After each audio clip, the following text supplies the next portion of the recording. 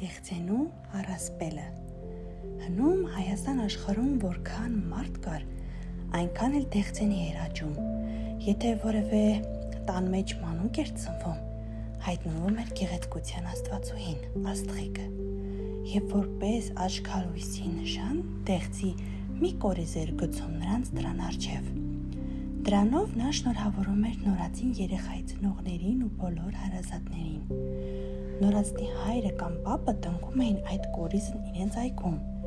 Երբ կորիզն արմատակալում էր, դառնում շիվ, մանուկն էլ մեծանում էր, սկսում առաջին քայլերն անել։ Հետո շիվն աճում էր, փթթում։ Այդ նույն ժամանակում մանուկը սկսում էր թոթովել առաջին բառերը։ Որքան մանուկն էր թոթոֆանքով գեղեցկացնում ու կյանքով լցնում տունը, այնքան էլ վարդագույն ծաղիկներով ծաղկող տեխցենին էր իր գեղեցկությամբ զարդարում այգին, առանձնանալով մյուս ծաղկած ծառերից իր գեղեցկությամբ ու բույրով։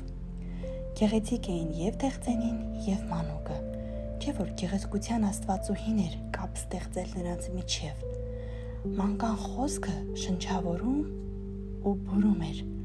տուն ու այգի լցվում էր տեխցենու բուրմունքով։ Այդ է պատճառը, որ հնում բոլոր մարդիկ խոսում ու բարբառում էին շատ գեղեցիկ հայերենով, երգում ու հեքիաթ էին պատմում մեր ոսկեղենիկ արքայական լեզվով։ Եթե մեկը մոռանում էր ու նորածնին, բախտակից տեխցենի չէր տնկում իր այգում։